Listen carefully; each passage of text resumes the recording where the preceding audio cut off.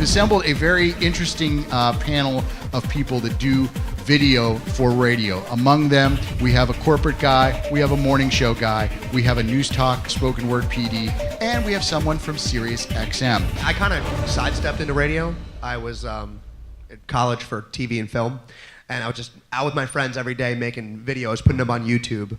And we got some hits. We got one video in particular. We made it about the county that we lived in. It got like 500,000 hits.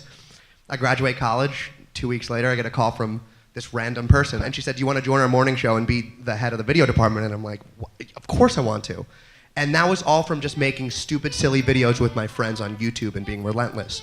And since then, we've had 10 viral hits, crazily viral, and it's very important for not only marketing, but we make a lot of money from it too. We advertise, we sell. Radio stations already employ some extremely talented people, some really great content creators.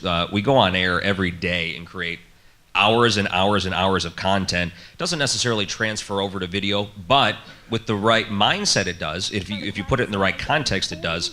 And I think that a lot of people were afraid to do that. They saw it as an extra task and an extra job, and they were like, that's one more thing I don't want to do. But as we start learning that, they're listening to radio a lot, but they're cutting the cord when it comes to cable. They're going online.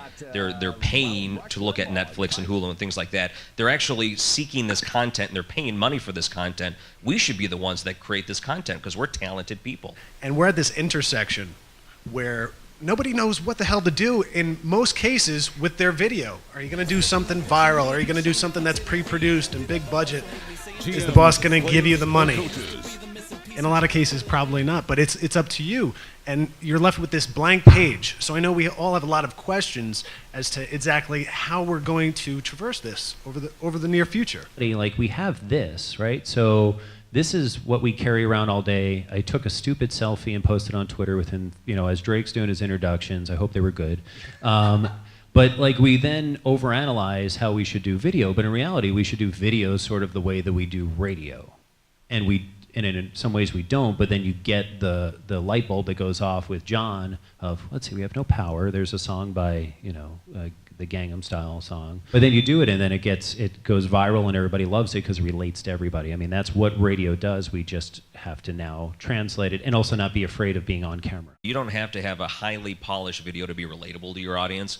To be relatable, you have to be You just have to go to them, do the things that they do, and they're going to be seeking these things from you. If they see you doing the things that they do on an everyday basis, struggling with power outages, for example, that's being relatable, and that's going to touch them on an emotional level. You don't have to have a high production value for something like that to have a big impact. Question, John.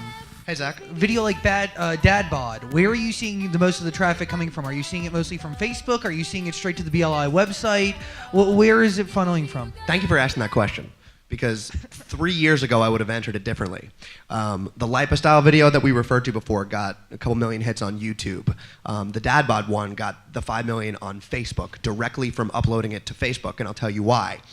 Facebook and YouTube, I guess, had like a war. They had a battle. And years ago, you used to be able to post a YouTube link to Facebook, and the video would pop down, and you'd be scrolling through your newsfeed, and you'd click play. You could just watch it. Oh, this is great. But now, if I post a YouTube link to my Facebook, a really ugly thumbnail picture pops up, and it directs you from Facebook to YouTube, and it just looks really ugly. We tried, and we were like, why are we getting 4 views? What? And then we were, oh, this is the reason why. So we said, okay, let's not now fight the Facebook curve, and let's go with them. So we put it right on Facebook, and all of a sudden we were seeing 20,000 hits, 30,000 hits. And we have statistics to show, like, they're real hits, and you see, like, when people literally How are we monetizing it? Pretty much, well, Facebook actually just now, I think like 2, maybe 3 weeks ago, they now allow monetization. So we're just developing that for Facebook. We were doing it with YouTube in the past, but now it's pretty much just a local advertising base. Like we'd put an end roll to that, like brought to you by Kellogg's. We didn't do it for that one. I mean, I don't know why that's not my job. I just make the content.